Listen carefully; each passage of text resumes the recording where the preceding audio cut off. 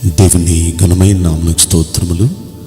ఈ వాగ్దానం వింటున్న మీకందరికీ మన ప్రభువును ప్రియ రక్షకుడైన యేసుక్రీస్తు నామములో శుభములు, మా హృదయపూర్వకమైన వందనములు తెలియచేస్తున్నాం. ఈరోజు దేవుని వాగ్దానం యెషయా గ్రంథం 46వ అధ్యాయము 4వ వచనం.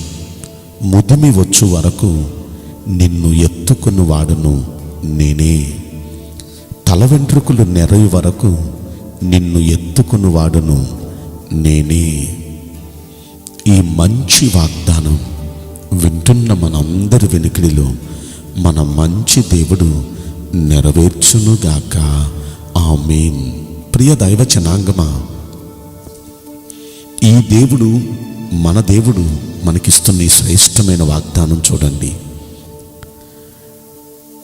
మన జీవితంలో అనేక సార్లు కష్టాలలో నుండి, నష్టాలలో నుండి, ఇరుకు ఇబ్బందులలో నుండి మన జీవిత పయనం కొనసాగుతూ ఉన్న సమయంలో మనం అనుకుంటామంటే దేవుడు మనల్ని విడిచిపెట్టేశాడు అని, దేవుడు మనల్ని మర్చిపోయాడు అని. యెషయా గ్రంథంలో 49వ అధ్యాయంలో 14వ వచనంలో ఈ మాట మనం చూస్తాం. దేవుడు విడిచిపెట్టేశాడు కాబట్టి కష్టాలు మనకి, ఆయన మర్చిపోయాడు కాబట్టి మనకి బాధలు అని మీరు అనుకోవచ్చు. కానీ దేవుడు ఏమంటున్నాడు చెప్పనా? స్త్రీ తన గర్భమున పుట్టిన బిడ్డను కరుణింపకుండా తన చంటి పిల్లను మరుచునా? వారైనా మరుచుదురు కానీ నేను నిన్ను మరువను అంటున్నాడు. కడుపున పుట్టిన బిడ్డ, చంటి బిడ్డను కన్న తల్లి మరవగలదా? ఒకవేళ ఆ కన్న తల్లైనా ఆ చంటి బిడ్డను మర్చిపోగలదేమో, కానీ నేను మాత్రం నిన్నెప్పుడూ మర్చిపోను. చూడు, నా అరచేతుల మీదనే నిన్ను చెక్కి ఉన్నాను, నీ ప్రాకారములు నిత్యము నా ఎదుట ఉన్నవి అంటున్నారు. చూడు, నా అరచేతుల మీదే నిన్ను ఇప్పుడు చిక్కుకున్నాను నేను. ఆయన అరచేతుల్లో మనం ఉన్నాం. ఆయన తన అరచేతుల్లో మనల్ని చిక్కుకున్నారు. మన ప్రాకారాలు, మన సరౌండింగ్స్, మనం ఎక్కడికి వెళ్ళినా ఆయన ఎదుటే ఉన్నాం. మనం నిత్యము ఆయన ఎదుటే ఉన్నాం. ఆయన మనతో అంటున్న మాట, ఎప్పటి వరకు ఆయన మనల్ని ఎత్తుకుంటారంటే ముదిమి వచ్చే వరకు, తల వెంట్రుకలు నెరయ్యే వరకు ఆయన మనల్ని ఎత్తుకుంటానంటున్నారు. ఎత్తుకోవటం అంటే దాని అర్థం మన బాధ్యతలు, మన బరువులు. ఇప్పుడు చంటి పిల్లల్ని మనం ఎత్తుకున్నాం. పిల్లల్ని ఎత్తుకున్నామంటే వారికి కావాల్సిన పాలు కానివ్వండి, వారికి కావాల్సిన ఆహారం కానివ్వండి, వారి మంచి చెడ్డలు కానివ్వండి, అన్నీ మనమే చూసుకుంటాం. అంత మాత్రమే కాదు, ఎత్తుకున్నాము అంటే వారికి ఆపద రాకుండా, ఏ జంతువు వల్ల, ఏ మనిషి వల్ల వారికి అపాయం రాకుండా ఎప్పటికప్పుడు వారిని కౌగిట్లో భద్రపరుస్తూ ఉంటాం. మన దేవుడు అంటున్నాడు, ముదిమి వచ్చే వరకు నేను మీ బాధ్యతలు నేను మోస్తాను, మీ మంచి చెడ్డలు నేను చూసుకుంటాను. అంత మాత్రమే కాదు, ఎవరి వలన, ఏ శక్తుల వలన ఏ హాని మీకు జరగకుండా నేను కాపాడుతాను. ఎంత కాపుదల! ఎత్తుకోవటంలో ఇంత అంతరార్థం ఉంది. మన దేవుడు మనల్ని అలా ఎత్తుకుంటానంటున్నారు. ముదిమి వచ్చే వరకు కన్న బిడ్డను, చంటి బిడ్డను కన్న తల్లి ఎలా ఎత్తుకొని లాలిస్తూ, ఎలా ఎత్తుకొని మోస్తూ, ఎలా ఎత్తుకొని పాలిచ్చి పెంచుతూ, ఎలా కాపాడుతూ, ఏ విధంగా సహాయం చేస్తూ ఉంటుందో అలా మన దేవుడు మనల్ని ఎత్తుకొని అవన్నీ మనకు అలా చేస్తానంటున్నారు. మనం ఎందుకు భయపడాలండి?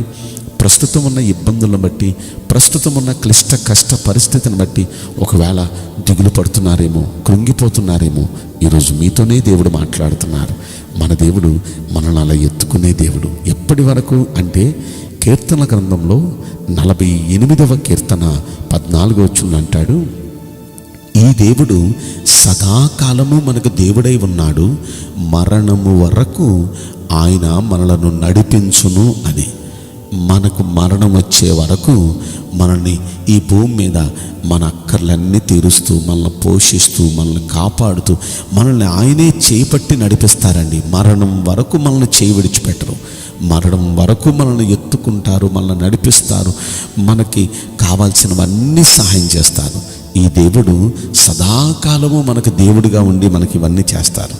ఆయన ఈ లోకానికి రక్షకునిగా వచ్చినప్పుడు తన శిష్యులతో, ఆయన నమ్ముకున్న వారితో ఆయన మాట్లాడుతూ మత్తయి శుభవార్త 28వ అధ్యాయంలో ఆయన 20వ వచనంలో మాట్లాడుతూ అంటారు, ఇదిగో నేను యుగ సమాప్తి వరకు సదాకాలము మీతో కూడా ఉన్నాను. సదాకాలం యుగం సమాప్తమైపోయే వరకు మీతో కూడా నేను ఉన్నాను అని చెప్తున్నారు ఆయన. ఈ రోజున ప్రియ దైవ జనాంగమా, మీరు ఒంటరి కాదు, మాకెవ్వరు లేరు, మాకు సాయం చేసే వాళ్ళు ఎవరు లేరు, మమ్మల్ని ఆదుకునే వాళ్ళు ఎవరు లేరు, పట్టించుకునే వాళ్ళు ఎవరు లేరు అని మీరు దిగులు పడుతున్నారేమో. మీ ముసలితనం వచ్చే వరకు, ఇంకో మాట చెప్పనా, మీ మరణం వరకు, ఇంకో మాట చెప్పనా, సదాకాలం ఆల్వేస్ మన జీవితకాలం అంతా మనల్ని ఆయన ఎత్తుకొని మన బాధ్యతలు భరిస్తూ మన అవసరతలు తీరుస్తూ తల్లిలా మనల్ని ప్రేమిస్తూ తండ్రిలా మనల్ని పోషిస్తూ కాపరి వలె మనల్ని నడిపిస్తూ వైద్యుని వలె మనల్ని స్వస్థపరుస్తూ స్నేహితుని వలె మనల్ని ఆదరిస్తూ బంధువు వలె మనల్ని ఆదుకుంటూ అన్ని వేళల అన్ని రీతుల మనకి అన్నీ తానే ఆయన మనల్ని నడిపించే దేవుడు. ఎంత మంచి దేవుడు మనకు దొరికాడు.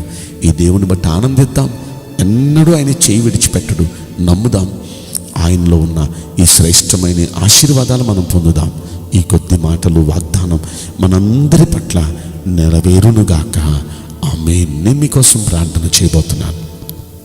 పరిశుద్ధుడా, ప్రేమగల యేసు రాజా, మీ పరిశుద్ధ బంగారు పవిత్రమైన నామమునకు నిండు మనసుతో కోట్ల కొలదిగా స్తుతులు స్తోత్రములు వందనాలు చెల్లిస్తున్నాం.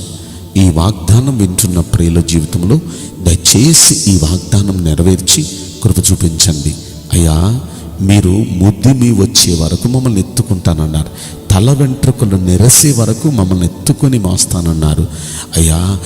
మీరు మరణం వరకు సదాకాలం మాతో కూడా ఉండి మమ్మల్ని మా బాధ్యతలన్నీ తీసుకుంటానన్నారు అయ్యా. నిశ్చయంగా ఈ వాగ్దానం వింటున్న ప్రతి ఒక్క బిడ్డ పట్ల ఆ విధమైన కార్యాన్ని దయచేసి మీరు జరిగిస్తున్నారు.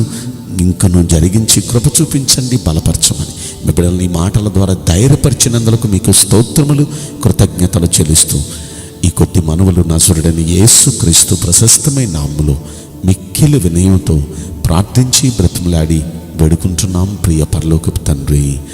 ఆమేన్. May God bless you all. Thank you.